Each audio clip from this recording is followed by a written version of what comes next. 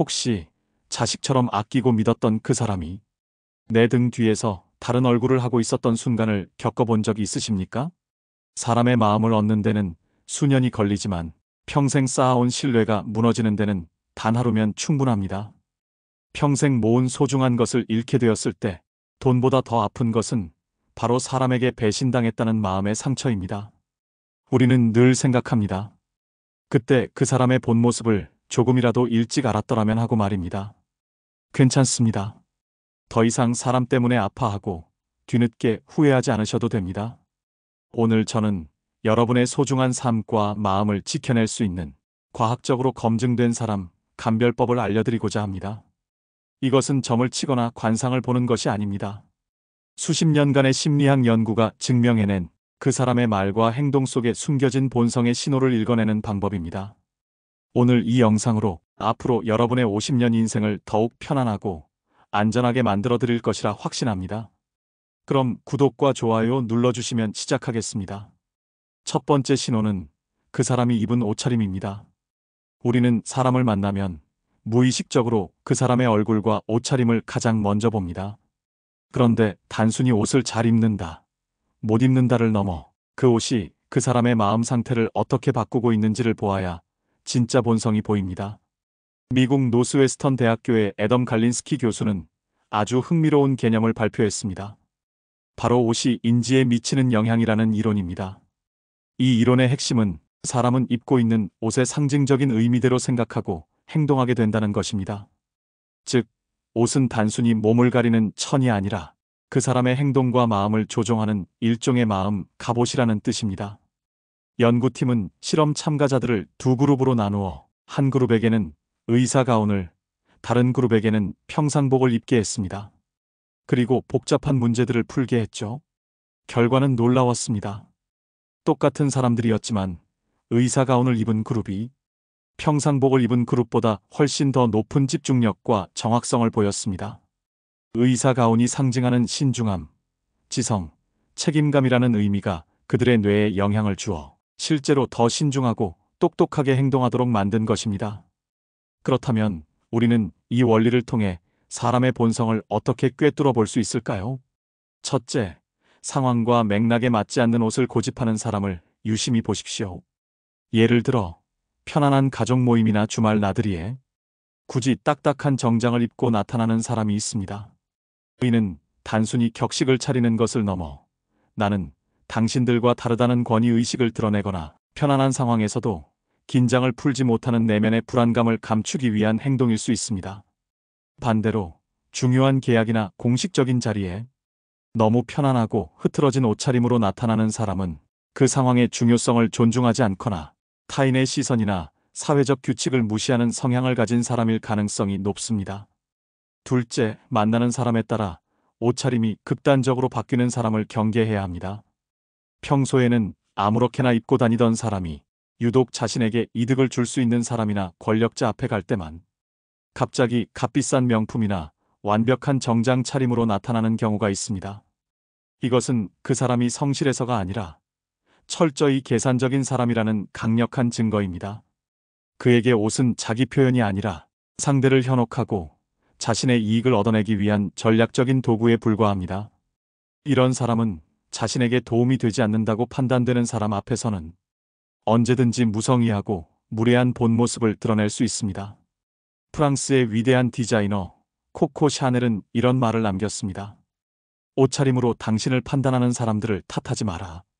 현실에서 그것은 피할 수 없는 첫인상이다. 이제부터 사람을 만나시면 그 옷이 얼마짜리인지를 보지 마십시오. 대신 왜 지금 이 상황에서 저 옷을 선택했을까? 그를 생각해 보십시오. 그 옷은 그 사람의 보이지 않는 속마음과 세상을 대하는 태도를 보여주는 가장 강력한 단서가 될 것입니다. 두 번째 신호는 말이 아닌 질문을 들어보십시오. 말 한마디에 천냥 빚을 갚는다는 속담이 있습니다. 그만큼 말이 중요하지만 작정하고 꾸며내는 말은 얼마든지 우리를 속일 수 있습니다. 그래서 우리는 그 사람이 하는 말의 내용이 아니라 그 사람이 대화하는 방식, 특히 질문하는 방식에 주목해야 합니다. 세계적인 관계 심리학 연구소인 가트맨 연구소에 따르면 건강한 관계를 맺는 사람과 그렇지 못한 사람 사이에는 질문에서 결정적인 차이가 나타난다고 합니다. 이기적인 사람들은 주로 확인 질문을 던집니다. 예를 들어, 내 말이 맞지? 너도 그렇게 생각하지? 역시 이게 최고 아니겠어? 와 같은 질문들입니다. 이런 질문의 목적은 상대방의 생각을 알아내려는 것이 아닙니다. 자신의 생각과 판단이 옳다는 것을 상대방의 입을 통해 확인받고 대화의 주도권을 자신이 쥐려는 의도가 숨어 있습니다. 또한 이들은 상대방이 자신의 이야기를 할 때 그 이야기의 끝을 가로채 자기 이야기로 바꿔버리는데 능숙합니다. 심리학에서는 이를 대화적 나르시시즘이라고 부릅니다. 상대방이 어제 몸이 안 좋아서 힘들었어요 라고 말하면 몸 아픈 건 나만 한 사람이 없지. 내가 예전에 말이야 하며 대화의 주인공 자리를 빼앗아오는 식입니다. 이런 사람과 대화를 하고 나면 이상하게도 내 에너지가 다 빨린 듯한 피로감을 느끼게 됩니다. 반면 지혜롭고 이타적인 사람들은 열린 질문을 던집니다. 그때 기분이 어떠셨어요? 그 문제에 대해서는 어떻게 생각하세요? 제가 도와드릴 일은 없을까요? 와 같은 질문들입니다. 이들은 정답을 정해놓고 확인받으려 하지 않습니다.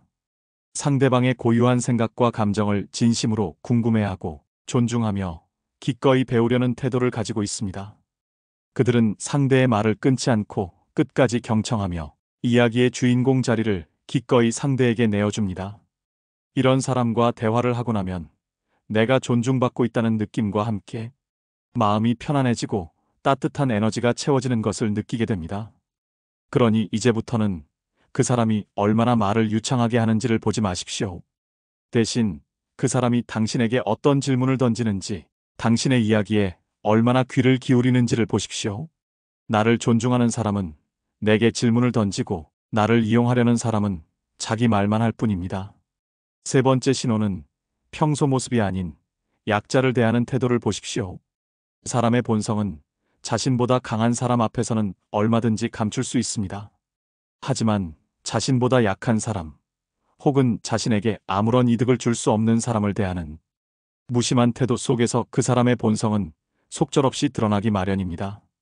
미국 UC 버클리 대학의 심리학과 교수인 데커 켈트너는 그의 저서 권력의 역설에서 충격적인 연구 결과를 발표했습니다. 사람은 권력을 가질수록 다른 사람의 감정을 읽는 공감 능력이 현저히 떨어진다는 것입니다. 마치 뇌의 공감 스위치가 꺼져버리는 것과 같다고 합니다. 하지만 여기서 말하는 권력은 장관이나 회장님 같은 거창한 것이 아닙니다. 식당에서 손님이라는 작은 권력, 운전대를 잡았다는 작은 권력, 아파트 주민이라는 작은 권력만 주어져도 사람의 본성은 여실히 드러납니다. 제가 수십 년간 지켜본 바 믿고 걸러야 할 사람은 다음과 같은 특징이 있었습니다. 첫째, 식당 종업원이나 주차관리인처럼 자신을 위해 서비스하는 사람에게 함부로 대하는 사람입니다. 이봐요, 아줌마 하고 하대하는 말투, 당연하다는 듯 반말을 섞는 태도, 작은 실수에 고함을 치는 모습. 이런 사람들은 나는 돈을 내는 손님이니 너는 나에게 복종해야 한다는 왜곡된 권력 의식에 사로잡혀 있습니다. 이런 사람은 직급이나 돈과 상관없이 자신의 위치가 조금이라도 상대보다 높다고 생각되면 언제든지 상대를 무시하고 짓밟을 수 있는 위험한 사람입니다. 둘째, 동물의 생명을 가볍게 여기는 사람입니다. 길고양이를 발로 찬다거나 약한 동물을 괴롭히는 것을 보고도 아무런 감정을 느끼지 못하는 사람이 있습니다. 심리학적으로 동물 학대는 공감 능력의 완전한 부재를 의미하는 가장 강력한 위험 신호 중 하나입니다. 자신보다 약하고 저항할 수 없는 존재에게 가하는 폭력성은 언젠가 자신보다 약한 사람에게 그대로 향할 수 있습니다. 독일의 철학자 쇼펜하우어는 이렇게 말했습니다. 동물을 대하는 태도를 보면 그 사람의 인격을 알 수 있다. 그러니 그 사람이 동료나 친구에게 얼마나 친절한지를 보기 전에 식당에서, 길에서 가장 힘없고 약한 존재를 어떻게 대하는지를 먼저 보십시오. 그 무심코 스쳐 지나가는 1초의 표정과 말투 속에 그 사람의 가장 깊은 곳에 숨겨진 본성이 담겨 있습니다.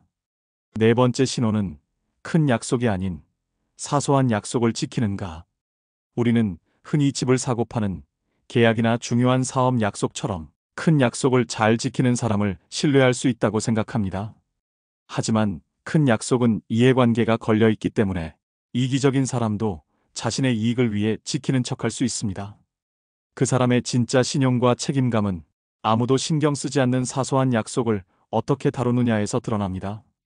행동경제학의 세계적인 석학인 된 에리얼리 듀크대 교수는 인간의 정직성에 관한 흥미로운 실험을 했습니다. 그는 사람들은 큰 거짓말 한 번보다 양심의 가책을 느끼지 않는 수준의 작은 거짓말이나 약속 위반을 반복하는 경향이 훨씬 더 크다는 사실을 밝혀냈습니다.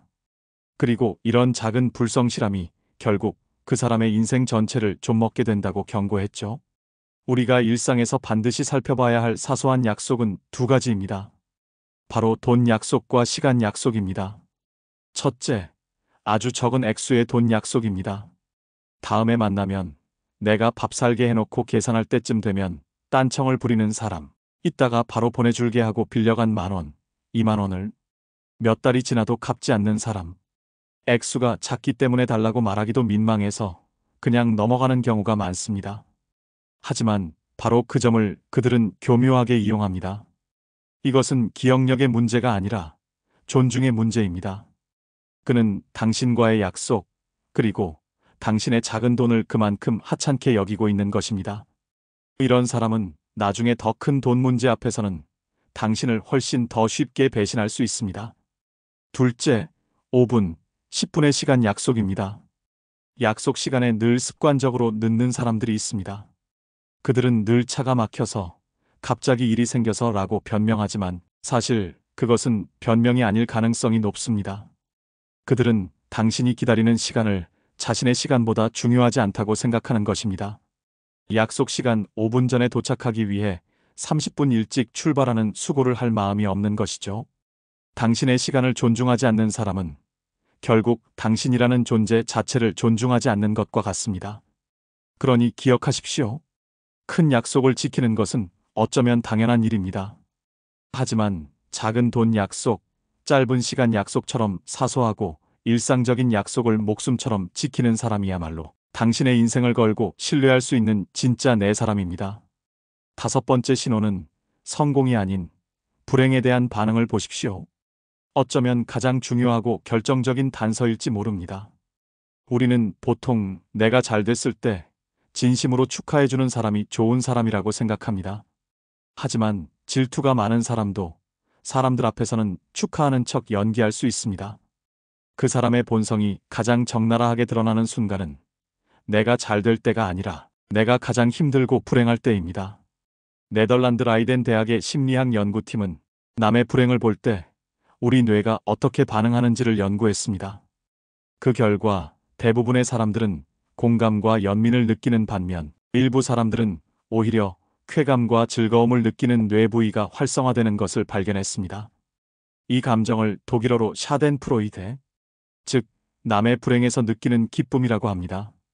겉으로는 위로하는 척하지만 속으로는 당신의 불행을 즐기는 사람들은 다음과 같은 미묘한 신호를 보냅니다. 첫째, 그럴 줄 알았어라는 식의 섣부른 충고를 합니다. 당신이 사업에 실패했거나 자식 문제로 힘들어할 때 진정한 친구라면 얼마나 힘드세요 하고 당신의 감정을 먼저 보듬어 줍니다. 하지만 샤덴프로이데를 느끼는 사람은 위로를 가장하여 거봐, 내가 예전부터 조심하라고 했잖아. 그렇게 할 때부터 내가 알아봤어. 라며 당신의 실수를 지적하고 가르치려 듭니다. 이것은 당신을 위한 충고가 아니라 너보다 내가 더 현명하다는 우월감을 확인하고 싶어하는 잔인한 행동입니다. 둘째, 당신의 불행을 다른 사람에게 옮기는 가십거리로 만듭니다. 당신이 눈물로 털어놓은 비밀스러운 아픔을 뒤에서는 그 사람 요즘 이렇게 힘들다더라 하며 흥미로운 이야기처럼 퍼뜨리고 다니는 사람이 있습니다. 그들은 당신의 아픔을 자신의 사회적 관계를 위한 대화의 재료로 소비하는 것입니다. 당신의 불행은 그들에게 더 이상 슬픔이 아니라 사람들의 관심을 끌기 위한 자극적인 이야깃거리에 불과합니다. 그러니 당신의 성공에 박수 쳐주는 사람보다 당신의 실패에 말없이 곁을 지켜주는 사람을 더 믿으십시오. 당신이 가장 어둡고 깊은 터널을 지날 때 손전등을 들고 함께 걸어주는 사람, 당신의 눈물을 닦아주기보다 그저 옆에서 함께 울어주는 사람. 그 사람이 바로 당신이 평생을 함께 해야 할 진짜 보석 같은 사람입니다. 최고의 감별법은 스스로 좋은 사람이 되는 것입니다. 오늘 우리는 옷차림, 질문, 약자를 대하는 태도, 사소한 약속, 그리고 불행에 대한 반응을 통해 사람의 본성을 알아보는 5가지 신호를 살펴보았습니다. 이 5가지 신호를 마음에 새기고 사람을 만나시면 예전에는 보이지 않던 것들이 보이기 시작할 것입니다. 하지만 마지막으로 가장 중요한 말씀을 드리고 싶습니다. 우리가 좋은 사람을 만나고 싶은 만큼 우리 자신 또한 누군가에게 좋은 사람이어야 한다는 사실입니다. 우리는 상대를 판단하지만 동시에 누군가도 우리를 판단하고 있습니다. 독일의 철학자 니체는 이런 말을 남겼습니다. 누군가를 오래도록 바라보면 그 시선의 끝에 서 있는 것은 바로 나 자신이다. 여러분은 오늘 어떤 옷차림으로 세상과 마주하고 계십니까? 그리고 마지막으로 누군가에게 진심 어린 질문을 던진 것은 언제였습니까? 나의 힘든 순간을 지켜준 고마운 사람들의 얼굴을 떠올려 보시고 나 또한 누군가의 아픔에 기꺼이 함께해 주었는지 스스로에게 물어보셨으면 합니다. 또 어떤 경험이 있으신지 댓글로 이야기를 나눠주신다면 저에게도 다른 누군가에게도 큰 배움이 될 것입니다. 이 영상을 소중한 분들에게도 공유해 주시고 구독과 좋아요로 응원해 주신 여러분께 깊은 감사를 드립니다. 여러분의 하루하루가 늘 평안하시기를 기원합니다. 진심으로 감사합니다.